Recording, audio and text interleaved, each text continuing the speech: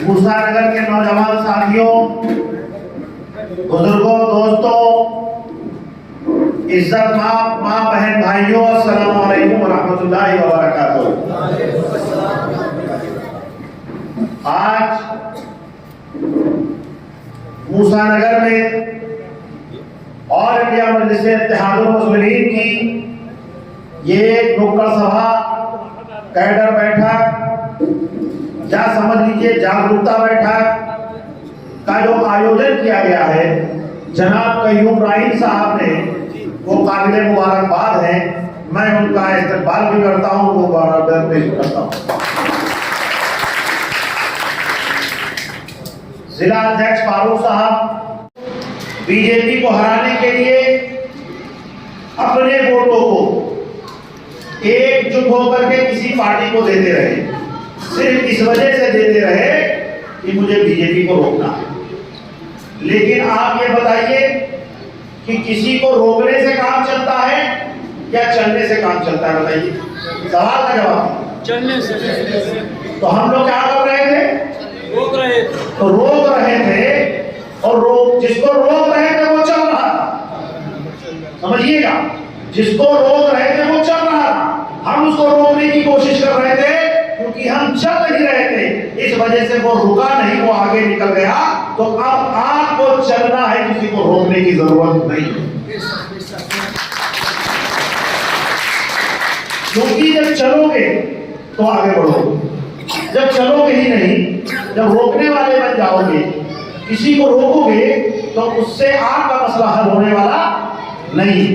तो मजलिस इत्तेहादुल मुस्लिमीन ना रुकने वाली भी पार्टी है और ना झुकने वाली पार्टी है, और अपनी आवाज को सड़क, संसद और सदन के अंदर बेबाकी से रखने वाली अगर कोई पार्टी है तो वो और मजलिस इत्तेहादुल मुस्लिमीन है।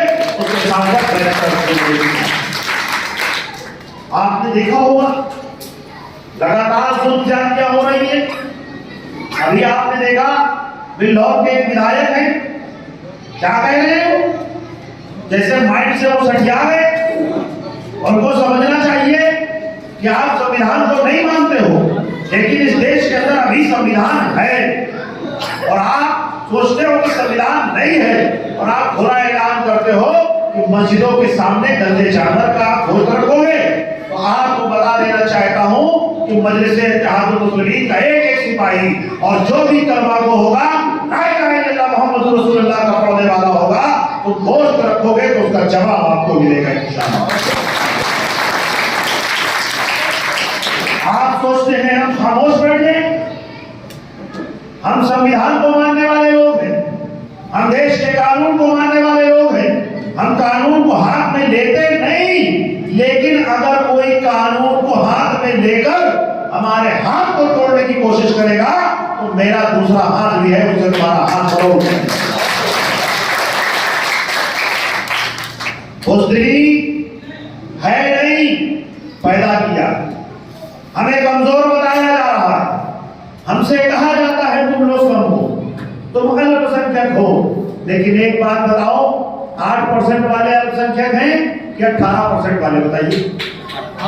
18% वाले। कैसे हो? 8% वाले। हाँ, ठीक है, ये ध्यान रखिएगा चुनाव में। 18% वाले अल्पसंख्यक हैं कि 8% वाले? 18% वाले हैं कि 4% वाले? 18% वाले हैं कि 3% वाले? बताइए। ओम प्रकाश राजभर 3% है, यादव जी 8% है, ठाकुर साहब 6% है, 7% आपके जो है ये कुर्मी बरादरी के लोग हैं। आप बताइए, जैन चौधरी जाट बरादरी से ताल्लुक रखते हैं, 2.5% है। लेकिन बताइए कहाँ है सत्ता? आप आओ, आप आओ। बस्ता में आपका काम एक ही था कि आप बीजेपी को हरा रहे जी। आप अपने घर में कोई एक ईंट नहीं लगा रहे थे, आप अपने घर का मकान तैयार नहीं कर रहे थे। आप कह रहे थे कि समाजवादी पार्टी का ये महल है, ये बसपा का महल है, ये कांग्रेस का महल है, इसी महल में एक कमरे में हमें रहने दो, और हमें उस कमरे से बार बार निकाला जा रहा था, लेकिन फिर भी हम भाग के दुबक के उस कमरे में चले जाते थे। आखिर 2017 के बाद ऐसा हाल हुआ कि आप कमरे से तो छोड़िए, कमरे के दरवाजे के करीब भी आने नहीं दिए जा रहे हो, उसके बावजूद भी इस दरवाजे को आप खोलना चाहते हो, तो बताओ गरीबी का झोपड़ा ज्यादा अच्छा है कि अमीरों का महल? अपना झोपड़ा अच्छा है कि किराए का महल? तो आपने अपना झोपड़ा क्यों नहीं तैयार किया? क्यों किराए के महल में रहे और फिर आप किराए से निकाल दिए? अरे कम से कम अगर 200 स्क्वायर फीट का आपका छोटा सा भी मकान होगा, अगर 100 स्क्वायर फीट का एक कमरा भी होगा, वो तुम्हारा होगा, किसी के बाप का नहीं होगा। लेकिन आपने क्या किया? आप बार बार यही सोचते रहे कि ये हमारी रहबरी करेंगे क्योंकि मैं इनका किराएदार हूं। लेकिन आपको पता है मकान मालिक किराएदार को कभी ना कभी निकाल देता है कि नहीं निकालता? बताइए, कभी परमानेंट होता है किराएदार? तो हम किराएदार, हम मालिक नहीं थे, हम 17, 22, 14 और 24 में निकाल दिए गए। उसके बावजूद भी हम ये सोचते हैं हमको फिर से किराए में रख लिया जाए। तो मैं अपने मुसलमान भाइयों से और दलित भाइयों से कहना चाहता हूं कि अपना घर बनाओ और अपने घर में अगर एक ईंट लगाओगे तो एक ईंट लगाओगे एक दीवार बनेगी, फिर कभी आप ईंट लगाओगे तो छत पड़ेगी, और एक दिन इंशाअल्लाह जब आपका विधायक बन जाएगा तो आपका घर भी तैयार हो जाएगा।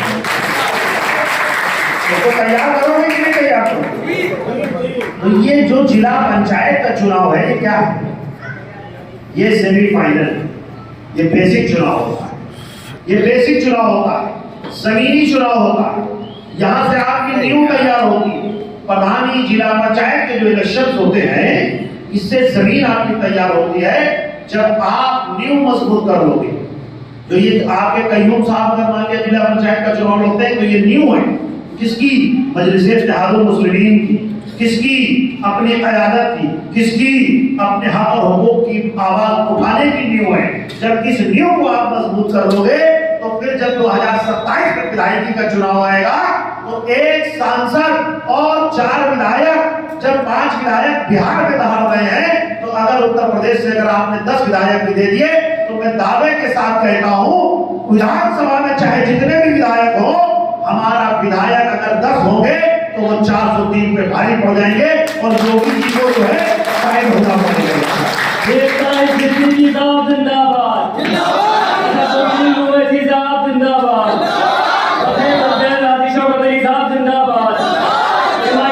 जिंदाबाद आपने देखा जुल्म की इंतहा होती चली जा रही है। बरेली के अंदर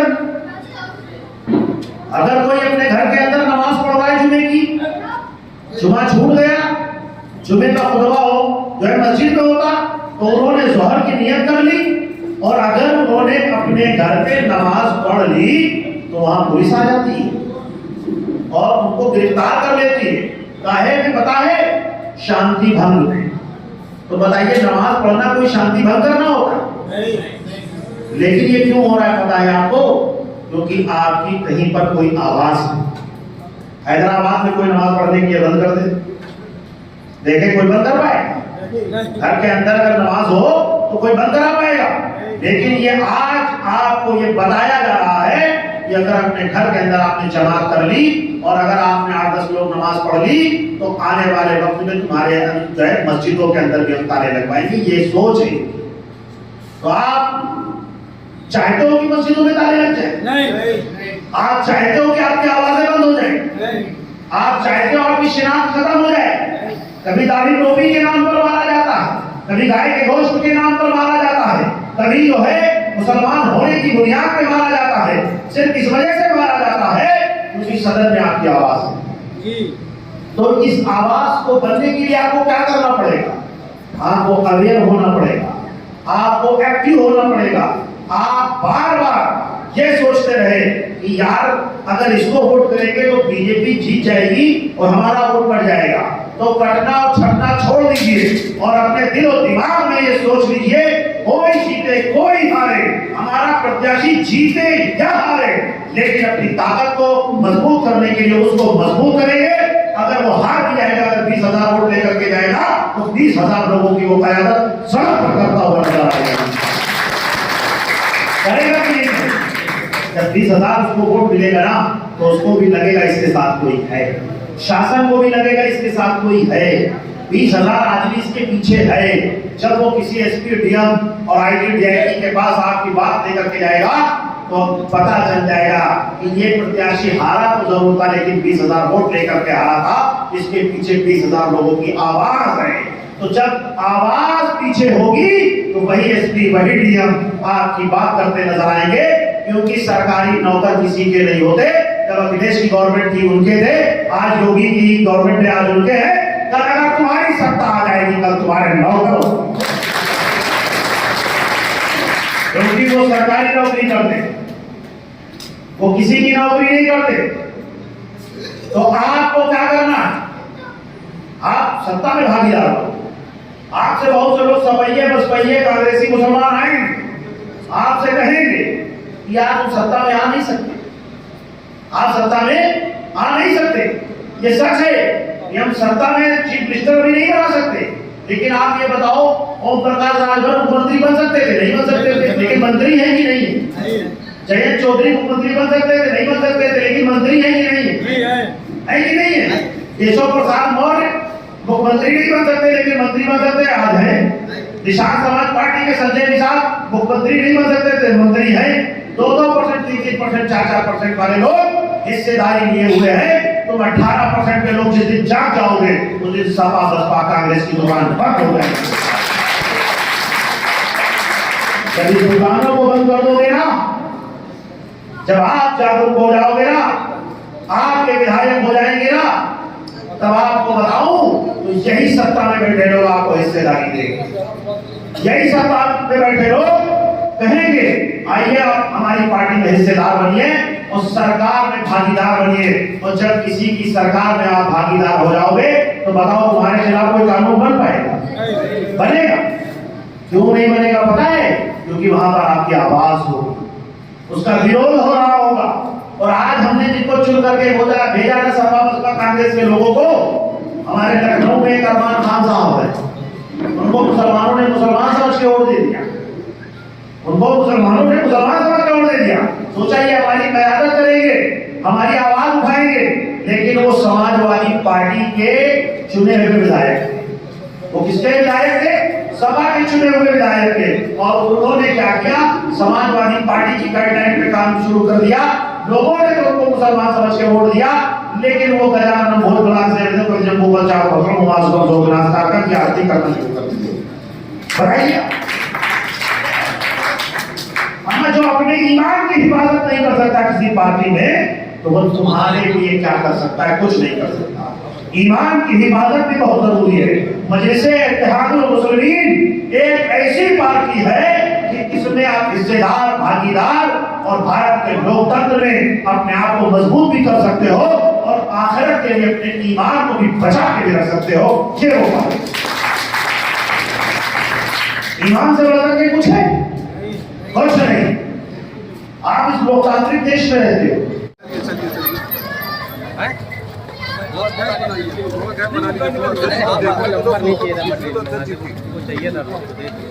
यार दोनों कारबाज मारना पड़ेंगे।